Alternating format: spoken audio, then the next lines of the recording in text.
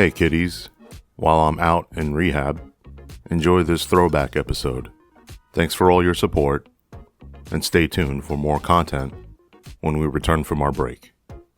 Also, can you help a brother out with a clean urine sample? In the meantime, check out our socials, visit our website, nfipodcast.com, and swing over to Patreon to check out members-only available content.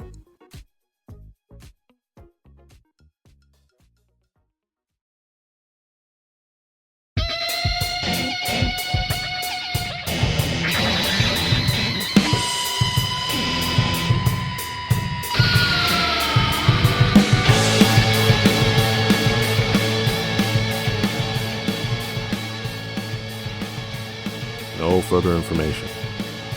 Thanks for joining us. I really appreciate you liking, subscribing, sharing this with a buddy. This will be our first interview with a storyteller that isn't me. I know you couldn't wait. You're going to hear from one of my best friends, former coworker, former trainee, and just an all-around great guy. He's going to be Officer Bob from Texas, School Resource Officer.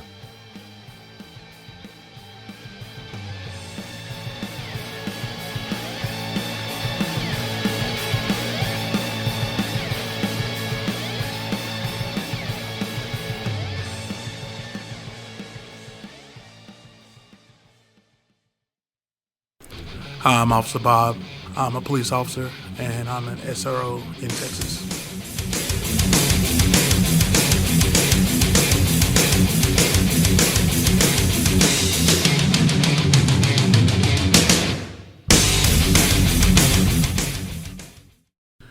So, of course, the first thing that comes to mind is Uncle Tom. You know, why you choose this for your profession? You could have did a million other things.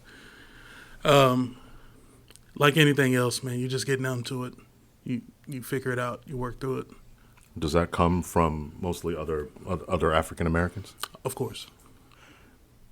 Did you ever feel that way when you were a kid? I mean, you're not that old, so you saw black cops. No, like I never felt that. I always had this affinity for police officers. I'll never forget, I'm cutting the yard at my mom's house. I'm maybe 13, and I watched two police officers pull up and literally run out and tackle a guy. My mom is, of course, looking like, what the heck are they doing? And I'm looking like, get him. And, it turns out he has, at the time, had crack on him. And how'd you find that out? They came and told us. Because, obviously, like, they're tackling this guy in our front yard, right? This is the 90s, right? Presumably? Yeah. Right. This, late 90s, early 2000s. Okay. And guy comes up.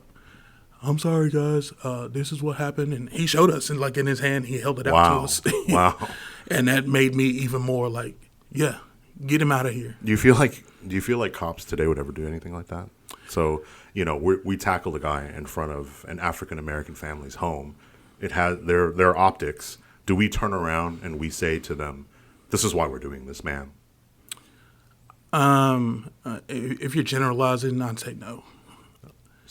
I mean, isn't it more beneficial to the community for us to bridge the gap that way, to say, ma'am, this is why this is happening? It depends. Sometimes you stir the hornet's nest even more than you intend to. So you go up, well, this is why we're doing it. Ain't y'all got nothing better to do? So getting back to your perceptions as a kid versus now, let me ask this. Generally, the accusations of Uncle Tom coming from men versus women, younger versus older? They definitely come more from men, and I'd say older. So that's interesting to me because, like, your mom probably viewed police officers in a positive light. She's proud that her son's a cop, but now you have an older generation. Has the perception of law enforcement changed? Have cops been more racist? Is the accusations are certainly well deserved. I mean, it's a mix. What do you think? So it's interesting. I wouldn't say my mom was fond of law enforcement. And not that my mom has ever been in any trouble, but there was always that typical of every day, there go the police, sit down, y'all put your seatbelt on, that kind of thing. So it's not like she was, she didn't hate cops. But when I told her what I wanted to do, there was definitely okay. Like, she was supportive. And of course, as time went on, she warmed up to it even more. Describe for me her initial hesitation. I mean, I know she's not here, but describe for me what that, what is that? So I'll give you the exact situation. So where she and I are driving. I know your mom, by the way.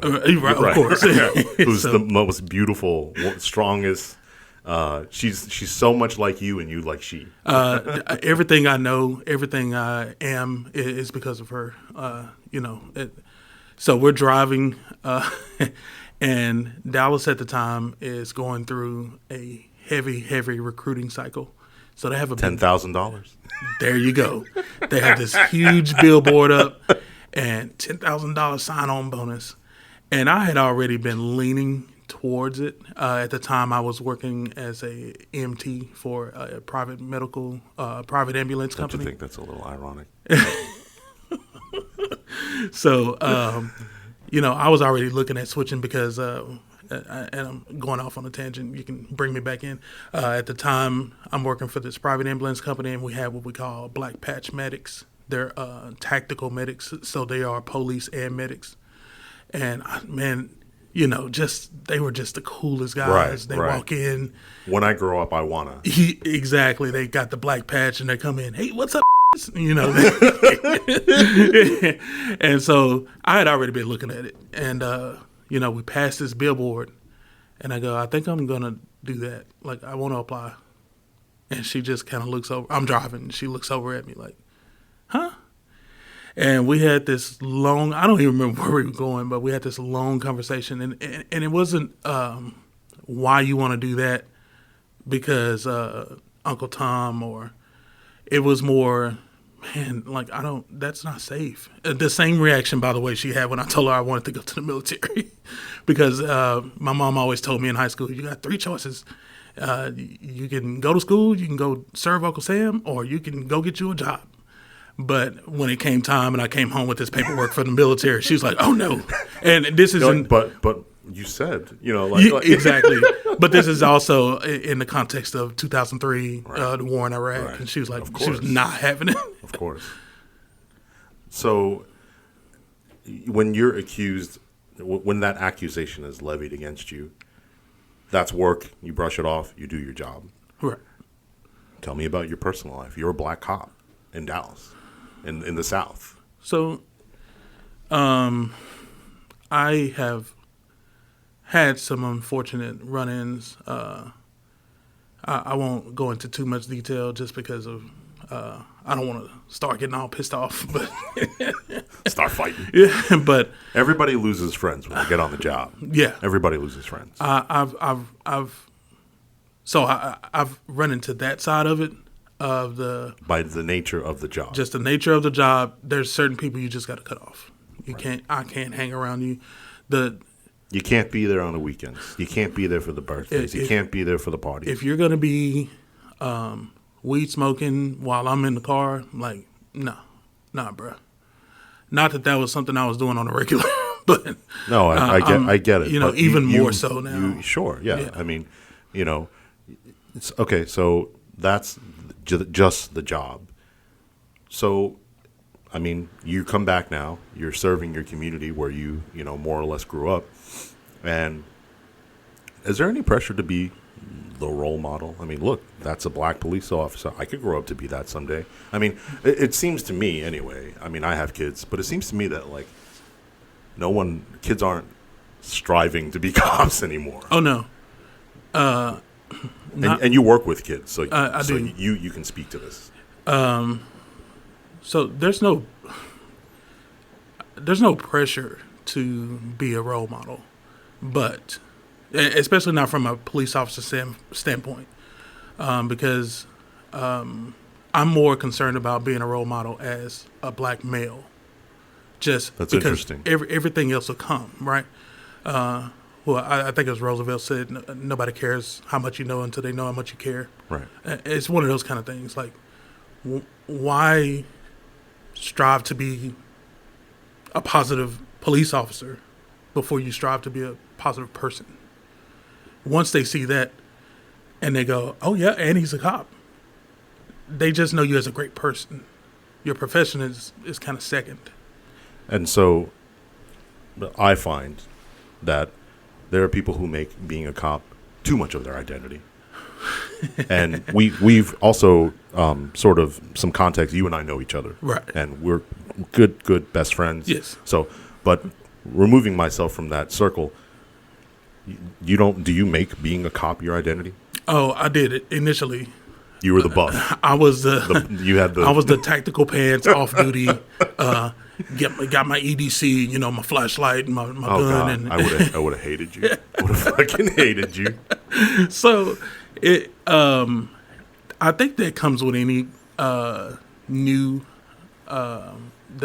the shiny has to wear off is what I say. Sometimes it doesn't wear off. So some folks with those guys and girls that it doesn't wear off on, it's because, and I don't think this is just law enforcement. I think this is humanity. They don't have anything else going on. Absolutely. They don't have that.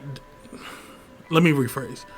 That time and energy that I put into being a cop 24/7 and never turning it off, that time and energy goes back to my kid now, my wife, other endeavors, my hobbies. Yeah, right. Yeah, for sure. Fly fishing. Yeah, of course. Out there on the boat. Hey. With your waders. I don't know shit about fly fishing. I'm sorry. I'm cursing. Can we curse? Fuck yeah.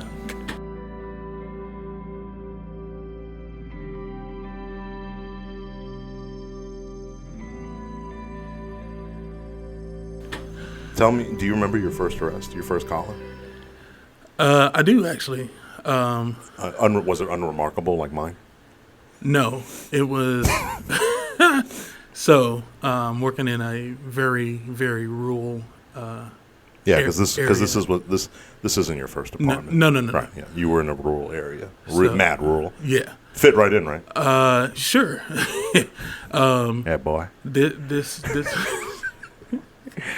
this department was one of a kind. Yeah. But the scary thing is that in Texas. In Texas. Yeah. But the scary thing is that there are so many departments out here like this. I went through FTO or field training for maybe 3 or 4 weeks, and one day the chief threw me some keys and said, "Don't kill nobody, Ricky." This is out of the academy. Yeah, straight out of the academy. Threw me the keys and said, "Don't kill nobody, Ricky." And that patrol was unit, gun, patrol unit, gun, uniform, shield, shotgun. Yeah, the full kit and caboodle. And people think Dallas, San Antonio, Houston, Austin. No, this is the majority of Texas. The majority of Texas. I don't know. I don't want to get too political, but if you look at the political maps, how Republicans, the Republican Party tends to win their elections, it's in the rural areas of Texas. Are we talking about sheriffs or general? General, just sure. Yeah, I agree with that. Everybody knows Texas is conservative. Yeah. So and then the concentrated areas, of course, the inner cities tend to lean more Democratic and more the blue, if you will. Right. So back to your point, the red areas is how I describe them. That's why I had to give some context before I said it's red. Absolutely. Excuse me. So I go out, it's maybe midnight, and I stop a car. Are you only one on duty? Only one on duty. Right. Your backup is county DPS? My backup is a neighboring city, right. Which is about 15 minutes away. Right.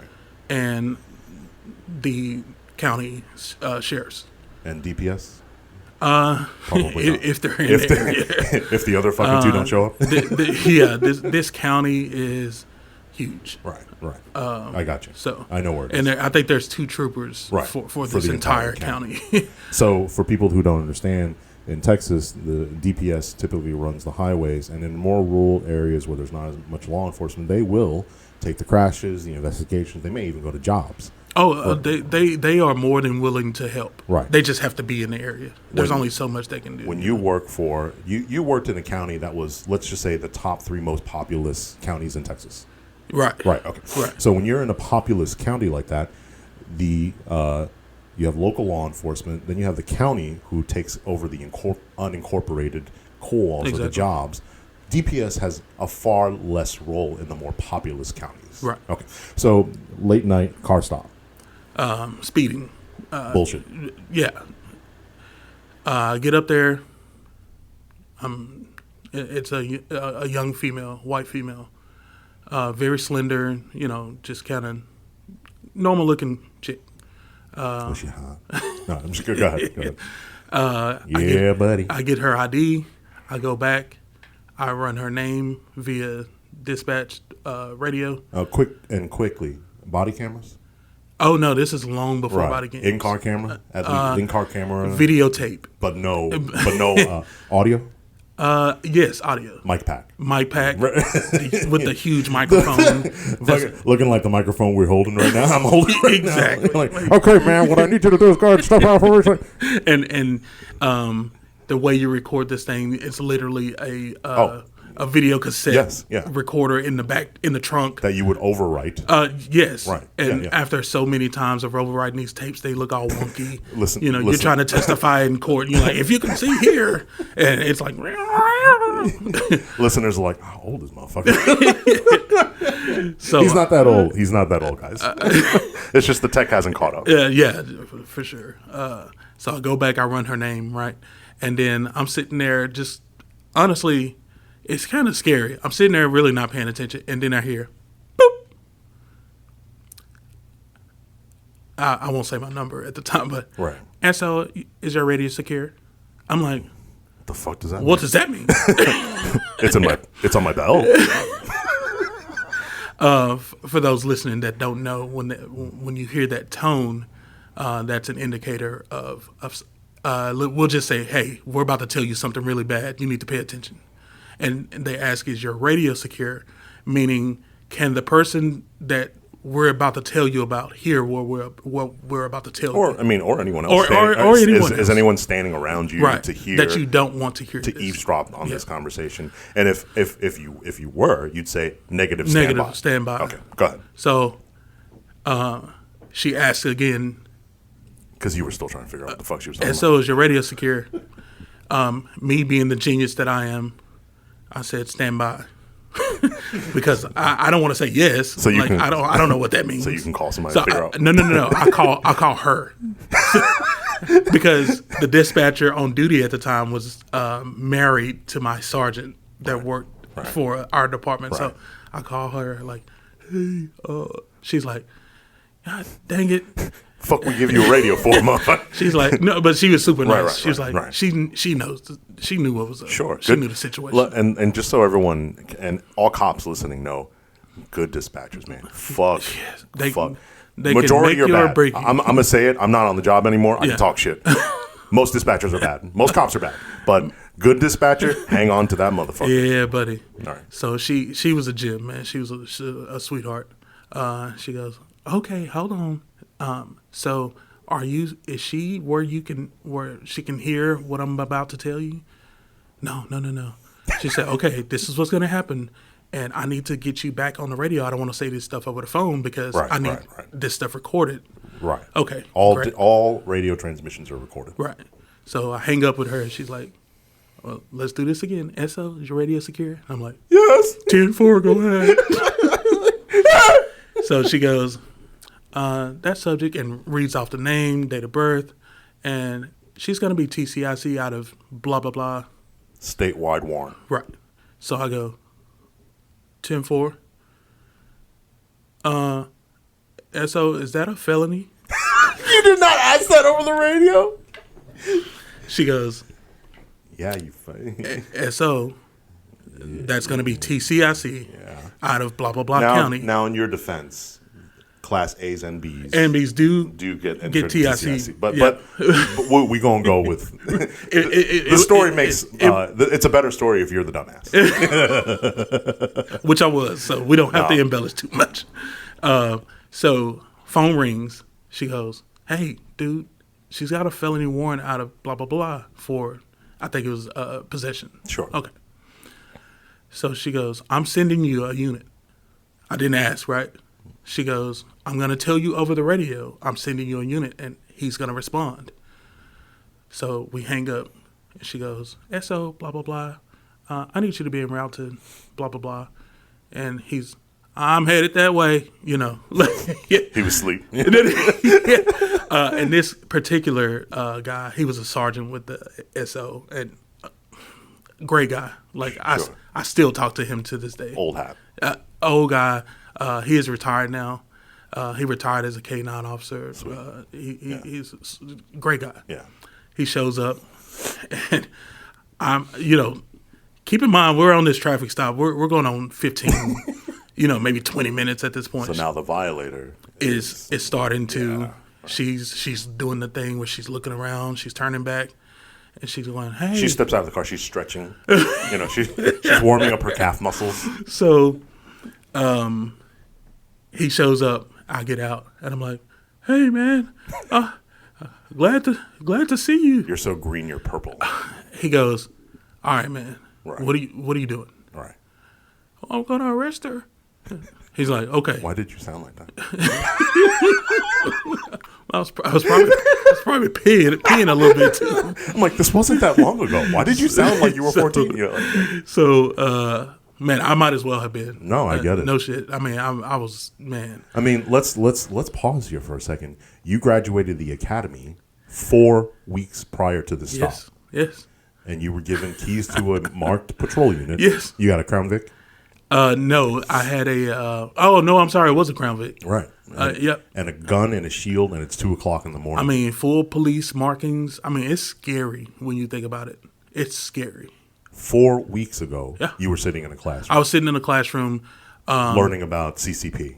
Trying to pass the test so that I can. The statewide test. Yes. Yeah. Yes. Learn fitness and nutrition. Yeah.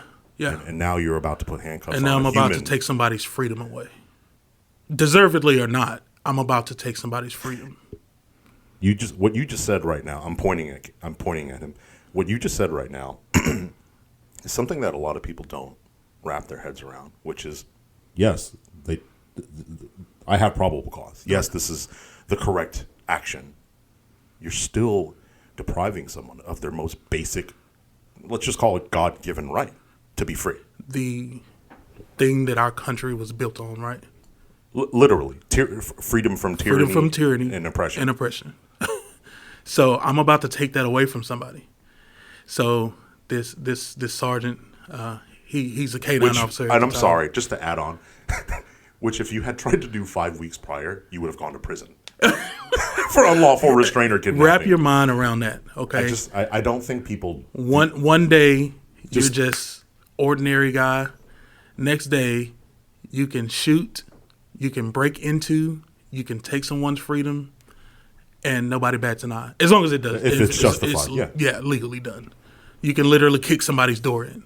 What other profession can you do that? Well, maybe not you, but. So, bro, we're not going to get into our stories. We may. We may. All right. So he's like, okay, what are you doing? I'm going to arrest her. Okay. He goes, give me her ID, I'll start your paperwork. And I go, huh? And I'm turning, I'm looking, and I'm sweating bullets. I was so flustered. And he goes, okay, it's right here. And it was like attached to, like I had a knife in my back pocket, and it somehow had been clipped onto my back pocket knife. Right. It not that matters. I'm just trying to give you a picture of how inept I was at the moment. And now everything's going wrong now. Everything. No. So he goes, come here. So he reaches down and flips my mic off. And he goes, "Get your shit together." And he looks at me square in the face. I'll never forget this. And I almost said his name. I won't do that. He's not a small guy. He's looking. I'm 6'2". You're not a I'm small 6'2". Yeah. He's looking down at me and he goes, "Get your shit together. I'm going up here with you, but get your shit together." You needed that. I took a deep breath. He goes, "Are you ready now?" In other words, he's going, "Hey, pussy, like, what are you doing? Are you going to do this, or are you going to cut this lady loose? Like, what?" Piss her, get off the pot. Yeah, exactly. So we go up there, and, I do the, "Can you step out?" And she's going, "Well, why? What for?" "Ma'am, can you step out of the vehicle? I'm asking you to step out." "Well, I didn't do anything wrong, ma'am." From over on the other side, he's like, "Hey, get out of the car." She opens the door. I'm like, "Well, why is it different when he says it?" So it's a charisma. It's a presence. Absolutely, it's inarticulable. Command presence. It's real. It's a real thing. Unlearnable. No. It's you either have it or you don't. It's not math. No, I can't. So she gets out. "Ma'am, you're being placed under arrest. You have a warrant out of blah blah blah." And literally, what I just did is what I did. I just stood there. There's this awkward silence. I haven't taken out handcuffs. You're literally just standing. I'm just standing there looking at her. And she goes, "Nope." And she literally turns to pull the door handle. I instinctively grab her wrist. Good. Now, remember, I told you I'm 6'2". This lady is maybe... Well, she's on meth, so... Yeah, she is. She's maybe... I did the TCIC math.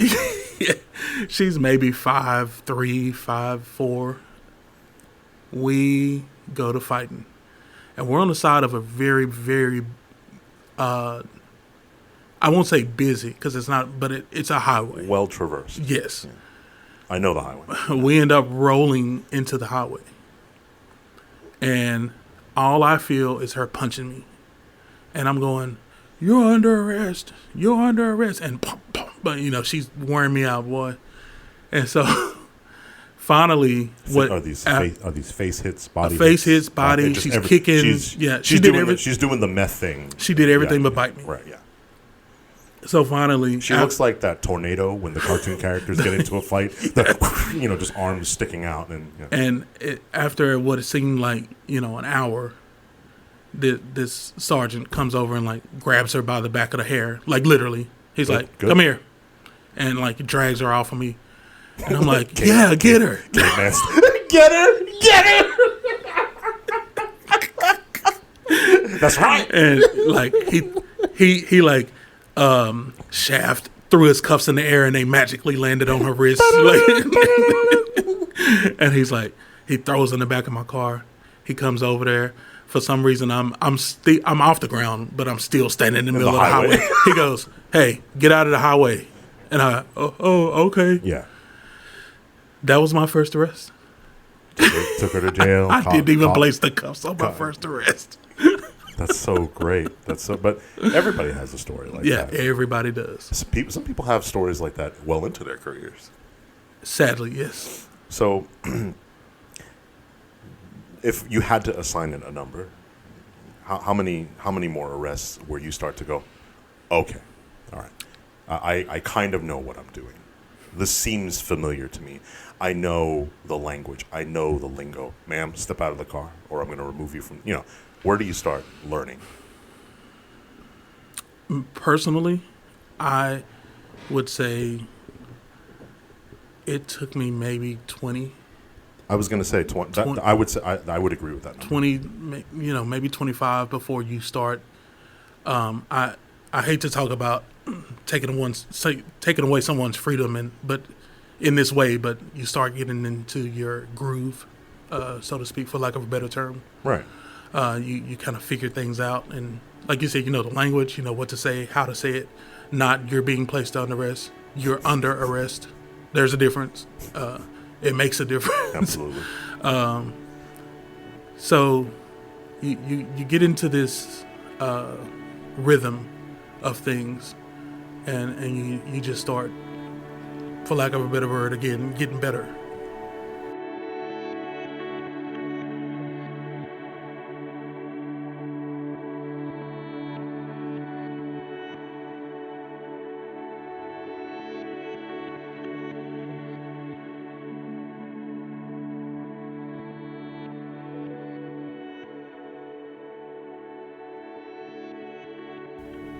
You had something like that in field training, or you had moments like that in field training, Yeah. and you're an up in your head guy, right? Oh, I'm an overthinker naturally. So if you tell me, "Hey, man, the sky is real blue today," I'm like, "Well, why is he saying it? Why is he telling me that?" Right. A normal person goes, "Oh, well, yeah, That's we me. needed this That's, good weather." That's me. That's me. Like, okay, all right, that's fine. Yeah. Okay, I don't give a shit. Yeah, And I don't give I'm a the, well, why do you say that? Well, what compared to what? fuck. Well, you're in touch with your emotions. I'm not. I'm getting better. Having a family helped. Yeah. That's important for law enforcement, right? Because then we don't treat the public like they're the enemy. It's not us versus them. Hey, It's not. cops listening, it's not us versus them. The citizenry needs its police, and the police needs its citizens. I had a situation happen. I won't say exactly what happened because I don't want to stir Details. a Yeah, frenzy. Sure.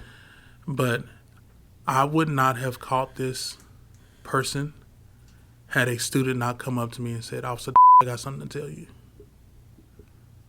And I said, "Okay, come on, sweetheart, let's talk." And she told me something really, really important.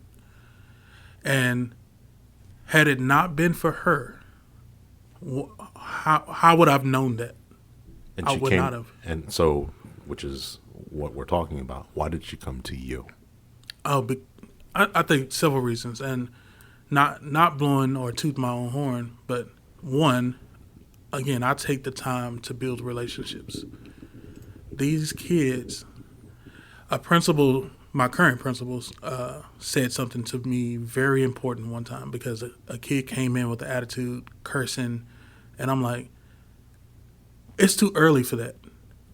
You just got in, you just walked in. Why do you have this attitude? Bro, shut up. Stop all that cursing. Go to class. And she didn't pull me to the side. She didn't correct me. She just said, not everybody comes from a happy home. And it's like, that clicked. And I said, huh. Because I grew up in the Huxtables, right? Everybody loved everybody. Right. And You had a fairly decent childhood. yeah, it was, okay, have a great day at school. Right. Right. And hey, call me if you need something. My mom was at every parent conference, Right. and she said, not everybody comes from a happy home. And she just turned around and like, mic drop, kind of. And I was like, and that also changed the way I deal with people. Kids come in with bad attitudes. Hey, come here, man. What's up? Man, these motherfuckers, blah, blah, blah. And I don't say anything about the cursing. I don't try to correct them. Right. Okay. Are you having a bad morning? Yeah, man, my mama, blah, blah, blah, and my brothers, yada, yada. There's so much Okay. stuff. So much right. stuff going on. What can I do for you? What? That catches them off guard. There's some kids, they don't hear that. They don't ever hear that. What can I do to help you? Or, how about this? You want a soda? Huh? Do you want a soda? I'm finna go to my office and get a soda. I'm thirsty. How many cigarettes did we offer to APs? Yeah. It makes a difference, especially when you keep in mind you can treat this kid like shit. You can yell at him. Guess who you have to see tomorrow morning? How about in 4 years? Oh, Guess whose parents you have to deal with?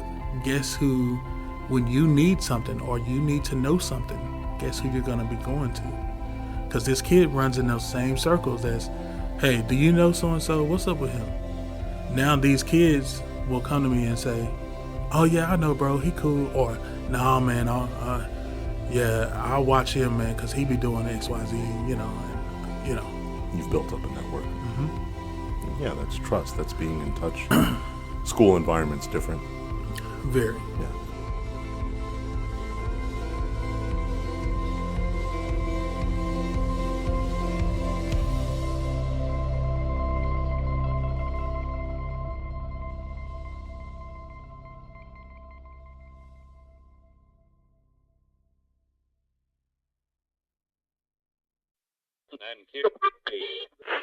Portions of the day's programming are reproduced by means of electrical transcriptions or tape recordings.